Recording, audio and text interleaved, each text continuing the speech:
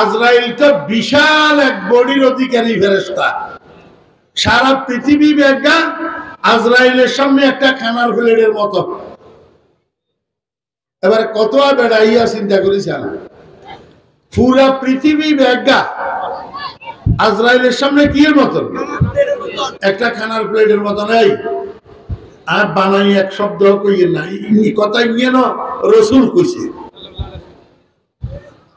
এটাও রসুল কইছে। আজরাইলের সামনে সারা দুনিয়ায় একটা কিসের মতো, খানার প্লেটের মতো। এবারে বডি, এটা কত বড় বডি চিন্তা করেছেন। এবারে বডি নিয়ে নিতে চোখ যেগুন, এগুলো এক এক চোখ কত কত। এবারে চোখ এগুন দেখলে যাতে দেখেন হাতে হিন্দি কাপড় খারাপ হয়ে যায়, কথা বুঝেন না? হাতে তো এবারে চোখ বড্ডা বড্ডা হয়ে যায়, ওরে বাবু রে এটা কি আরে ভয় পাই যান না।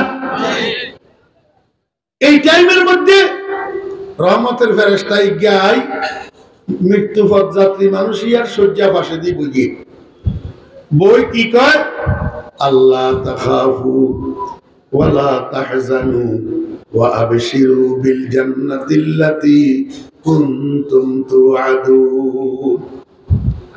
আল্লাহ সুবহানাহু ওয়া তাআলা বলেন, ইন্নাল্লাযীনা ক্বালু রাব্বুনাল্লাহ, নিশ্চয় ওই সমস্ত মানুষ যারা বলেছে, আয় আকাররু অর্থাৎ যারা ইকরার করেছে, স্বীকার করেছে, রাব্বুনাল্লাহ আমাদের রব আল্লাহ, সুম্মাস্তাকামু অতঃপর এই স্বীকারোক্তির উপরে মৃত্যু পর্যন্ত অটল রয়েছে, অবিচল রয়েছে।